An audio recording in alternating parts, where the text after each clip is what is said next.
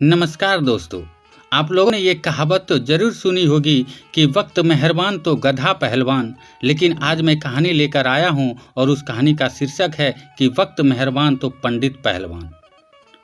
कोई लाख बैरी हो जाए, किसी के भाग्य के लिखे को नहीं बदल सकता। अच्छे आदमी का स्वभाव होता है किसी का भला सोचना, भला करना। वहीं बुरे आदमी का स्वभाव होता है किसी के बनते काम बिगाड़ना, किसी तरह दूसरे को नुकसान पहुंचाना। बुरे लोग कभी अपने दुख से दुखी नहीं होते, बल्कि दूसरे के सुख को देखकर दुखी होते हैं। मगर उन्हें नहीं पता कि वह चाहे किसी का लाख बुरा चाहे, किसी की तकदीर में लिखे को नहीं मिटा सकते। उसी प्रकार एक गांव में एक पंडित जी रहा करते थे। वह स्वभाव से बड़े ही भले थे, मृदुभाषी थे। उनके स्वभाव से उनके पड़ोसी पंडित बहुत जलते थे और उन्हें पोंगा पंडित कहकर चिढ़ाते थे। वह सभी उसका बहुत तरह से अपमान करते थे। उन्होंने उनके खिलाफ इतना दुष्प्रचार कर दिया था कि उस गांव में उनका एक भी यजमान नहीं था। इसी कारण उनका भोजन पानी का खर्चा भी चलना मुश्किल हो गया था। वह दूसरे गांव जाकर भिक्षा मांग कर लाते थे। उसी तरह से उनका काम धाम चल रहा था। एक दिन पंडिताइन ने कहा, आप मेरे भाई के पास जाइए और उनको ज्योतिष विद्या सिखाइए। वह ज्योतिष विद्या के बहुत बड़े जानकार हैं। यहाँ कोई ज्योतिष विद्या का काम नहीं जानता है। अतः आप अगर उनसे अलग हटकर कुछ काज करेंगे तो आपका भी मान सम्मान बढ़ेगा, लोग आपकी भी कदर करेंगे। पंडिताइन के बहुत जिद करने की वजह से वह लड़ झगड़ करके घर से तो निकल गए, मगर वह ससुराल गए ही नहीं, क्योंकि अपने छोटे साले से भिक्षा ग्रहण करना उन्हें अपमान सा लगा।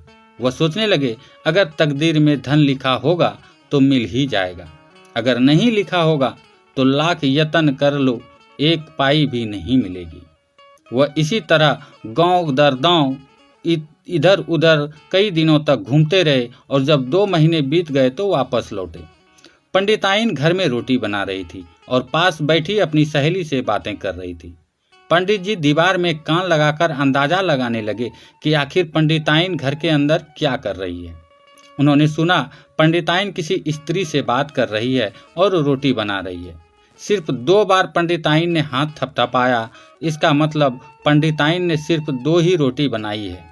वे जब जब सीताराम सीताराम बोलते हुए घर में घुसे तो पंडिताइन उन्हें देखकर बहुत खुश हुई और तुरंत अपनी सहेली को सुनाते हुए पूछने लगे कि क्या आप ज्योतिष विद्या सिखाए? पंडित जी ने हाँ में सिर हिलाकर हामी भर दी। पंडिताइन बोली, तो अपनी ज्योतिष विद्या का कमाल दिखाइए। हमने कुल कितनी रोटियां बनाई है ये बताइए। पंडित जी बोले, सिर्फ 2 ही रोटियां बनाई है तुमने, वो भी सिर्फ अपने लिए। पंडिताइन को विश्वास हो गया कि यह ज्योतिष विद्या सीख गए हैं। अब हमारे घर में भी धन की कमी नहीं रहेगी, हमारे पास बहुत से यजमान होंगे, बहुत सारा दान दक्षिणा मिलेगा। वो सहेली से बोली, सखी आपको भी कोई बात जाननी हो तो आकर पंडित जी से पूछ लेना, बहुत अच्छे ज्योतिष के जानकार होकर लौटे हैं ये। अरे कोई साधारण आदमी ने नहीं सिखाया है इन्हें, बल्कि मेरे छोटे भाई ने सिखाया है। पंडिताइन की सखी एक अच्छी प्रचारक थी। वो हर गली मोहल्ले का खबर रखती थी। वह यह खबर दूसरे मोहल्ले तक पहुंचाने के लिए निकली ही थी कि तभी रास्ते में एक धोबन मिल गई। उसका गधा कल से कहीं गुम हो गया था। वो परेशान होकर इधर उधर ढूंढ रही थी। उसने धोबन को बताया, अरे बहन परेशान न हो, अपने पोंगा पंडित जी है ना, वो ज्योतिष विद्या सीख कर आए हैं, सब कुछ सच सच बता रहे हैं, जाकर उनसे पूछ लो, बता देंगे कहाँ है तुम्हारा गधा। वो पंडित जी के पास गई और पूछने लगी, पंडित जी आप अपनी ज्योतिष विद्या का इस्तेमाल करके बताइए मेरा गधा कहाँ है। पंडित जी ने लौटते वक्त देखा था कि धोबन का गधा एक गधी के साथ गांव के बाहर पोखर के किनारे लगी झाड़ी में छुपकर बैठा है। पंडित जी थोड़ी देर ध्यान लगाकर आंख बंद कर रहे, फिर आंख खोली और बोले, तुम्हारा गधा पोखर के पास झाड़ी में अपनी पत्नी के साथ बैठा है। धोबन भागी भागी पोखर के पास गई तो देखा कि सचमुच उसका गधा एक गधी के साथ बैठा था। धोबन को पंडित जी के ज्योतिष पर इतना भरोसा हो गया कि वह उस दिन जिस जिस घर में कपड़ा लेने गई, पंडित जी की ज्योतिष विद्या का प्रशंसा करते नहीं थकी। दूसरे दिन उसे राजा के घर कपड़ा लेकर राज दरबार जाना था। उसने देखा राज दरबार में सब परेशान हैं। कारण था महारानी के गले का कीमती हार किसी ने चुरा लिया था। राजा ने बताने वाले को 1000 सोने की मुहरें देने का ऐलान किया था। वह धोबन राजा से बहुत बात किया करती थी। बोली, महाराज, आज हमारे घर के पास रहने वाले पंडित जी को बुलवा लीजिए। वे ज्योतिष के बहुत बड़े जानकार हैं। वे हार चुराने वाले का पता बिल्कुल सटीक बताएंगे। राजा को तुरंत मंत्री का आदेश दिया और जाइए और उस पोगा पंडित को इज्जत के साथ दरबार में ले आइए। राजा के मंत्री को अपने यहाँ देखकर दरवाजे पर देखकर पंडित जी की तो सिट्टी पिट्टी गुम हो गई। मंत्री बोला, आपको राजा ने बुलवाया है। महारानी का हार खो गया है। जिसने चुराया है यह जानकारी आपको बतानी है। पंडित जी सोचने लगे, ये ज्योतिष के चक्कर में मैं किस घन चक्कर में फंसता जा रहा हूँ, जबकि ज्योतिष विद्या की तो मुझे कोई जानकारी नहीं है। लेकिन राजा का बुलावा था तो हर हाल में जाना ही था। वे दरबार में गए, देखा राजा के पास धोबन खड़ी थी। उन्हें लगा कि ये सब चाल धोबन की है। उसी ने मेरे विषय में राजा को बताया होगा। उन्हें गुस्सा आ गया और उन्होंने गुस्से से अपने पैर से जूता निकालकर धोबन की तरफ फेंका। लेकिन संयोगवश जूता राजा के मुकुट पर जा लगा और मुकुट गिर गया। सैनिकों ने दौड़कर पंडित जी को अपने कब्जे में लिया और उसके हाथ बांधने लगे। तभी मंत्री की नजर मुकुट पर गई, जिस पर एक जहरीले सर्प का बच्चा चिपका था। मंत्री बोला, सैनिकों, पंडित जी को छोड़ दो। अरे, पंडित जी ने जूता फेंक कर राजा जी की जान बचाई है, उसका अपमान नहीं किया है, बल्कि राजा को सर्प से बचाया है। राजा की रक्षा का इसके अलावा कोई दूसरा विकल्प नहीं था पंडित जी के पास। इसीलिए रक्षा में किया गया कोई भी प्रयास दंड के दायरे में नहीं आता। पंडित जी उचित इनाम के हकदार हैं। इन्हें पहले उचित स्थान दिया जाए और फिर 1000 स्वर्ण मुद्राएं दिए जाए। पंडित जी बोले, नहीं महाराज, हमें स्वर्ण मुद्राएं नहीं चाहिए। अपने राजा की रक्षा करना तो हर प्रजा का कर्तव्य है। राजा पंडित जी की बात सुनकर बहुत खुश हुए। बोला, हमने आपको एक विशेष कार्य के लिए बुलाया है। मेरी प्रिय महारानी का हार किसी ने चुरा लिया है। वह चोर को पकड़ना है। आपने दरबार में आते ही अपना चमत्कार तो दिखा दिया। अब आप उस चोर को पकड़कर साबित करिए कि आप सचमुच में एक विख्यात ज्योतिषाचार्य हैं। पंडित जी बोले, महाराज, मैं एक दिन में सिर्फ एक ही चमत्कार करता हूँ, अतः कल मैं उस चोर को आपके सामने लाकर खड़ा कर दूंगा। आज आप हमें अपने घर जाने की अनुमति दें। तब राजा बोला, आपको अभी घर नहीं जाना है। हम आपके ठहरने का उत्तम प्रबंध शाही महल में ही करवा देते हैं। आप आज रात यहीं ठहर जाइए।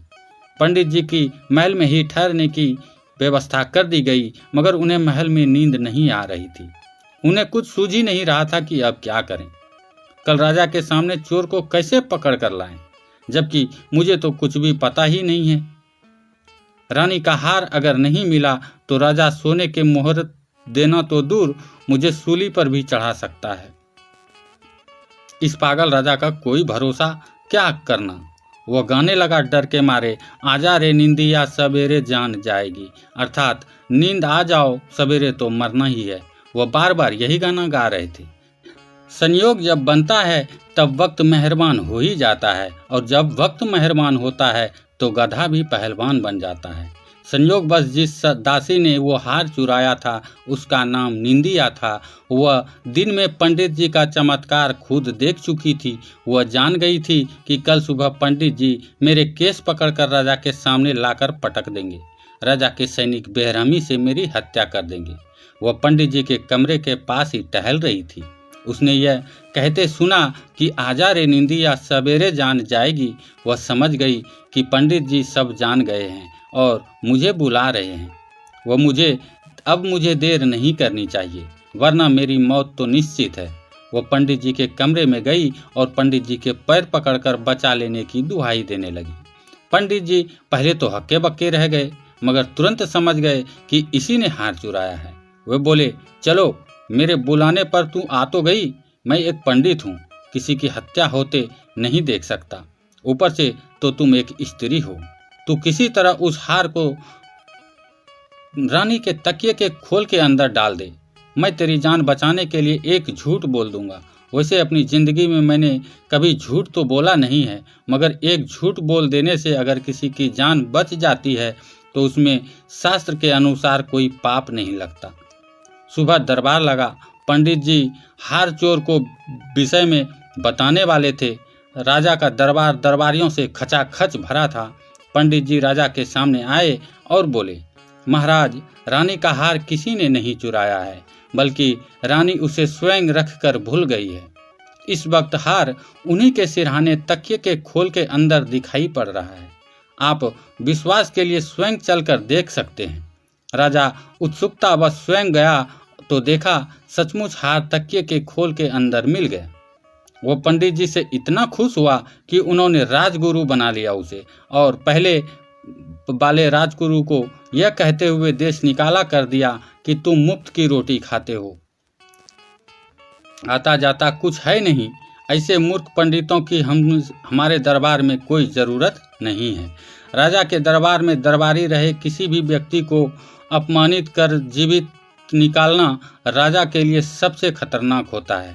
वह पंडित राजा के सभी अवगुणों को जानता था, अतः वह दूसरे राजा से जा मिला और इस राजा पर आक्रमण करके योजना बनाने लगा। दूसरे राजा ने रात में ही आक्रमण कर दिया। इस राजा की सेना लड़ाई के लिए तैयार नहीं थी, अतः बुरी तरह हारने लगी। दरबारियों ने विचार किया कि इस संकट से पंडित जी ही बचा सकते हैं, उन्हें तत्काल लड़ाई लड़ने के लिए भेजा जाए। राजा ने पंडित जी को एक बहुत ही तेज दौड़ने वाले घोड़े के साथ बंधवा कर बैठा दिया। क्योंकि पंडित जी को कभी घोड़े पर नहीं चढ़े थे, इसलिए थोड़ा घोड़ा बहुत बेग से निकला तो पंडित जी कभी इधर तो कभी उधर झुक रहे थे। उसके मुंह से बोलते जा रहे थे, अरे गिर गिर गिर, अरे गिर गिर गिर। घोड़ा इतना तेजी से दौड़ रहा था कि किसी भी विरोधी राजा के सैनिकों के रोके नहीं रुक रहा था। विरोधी राजा का नाम गिर था और पंडित जी ने गिर गिर चिल्लाते हुए जा रहे थे। विरोधी राजा के एक खास मंत्री ने यह सुना कि वह बिगड़ैल सैनिक राजा का नाम लेते हुए उन्हीं की तरफ तेजी से आ रहा है, तो वो सोचा अब उस खतरनाक सैनिक से राजा का बचना मुश्किल है। अगर राजा तत्काल मैदान छोड़कर नहीं भागे तो निश्चित ही मारे जाएंगे। उनके मारे जाते ही हम सब बंदी बना लिए जाएंगे। उन्होंने तेजी से दौड़कर राजा को स्थिति से अवगत कराया और बोला, भागिए महाराज, ये काल की तरह आपकी तरफ बढ़ता आ रहा है और क्रोध में आपका ही नाम रट रहा है। पहले सुनते ही राजा भाग खड़ा हुआ, पीछे पीछे उसकी सेना भी भाग गई। पंडित जी का घोड़ा थक कर रुक गया। इस राजा के सैनिक तब तक वहां से पहुंच गए। सबने देखा कि पंडित जी के पराक्रम से दुश्मन राजा की सेना भाग गई है। सभी पंडित की जय जयकार करते हुए दरबार लौट आए। राजा ने पंडित जी को राजगुरु के अलावा प्रधान सेनापति भी बना दिया। जिसकी तकदीर में जो लिखा रहता है वह मिल ही जाता है। तकदीर साथ देती है तो सभी बिगड़े काम बनने लगते हैं, और तकदीर रूठ जाती है तो बनते काम भी बिगड़ जाते हैं। राजा भी भिखारी बन जाता है। तो दोस्तों, अगर आपको ये कहानी अच्छी लगी हो तो वीडियो को लाइक करें, शेयर करें और अपने फैमिली फ्रेंड्स को शेयर करें, फॉलो करें। धन्यवाद। जय श्री राधे कृष्ण।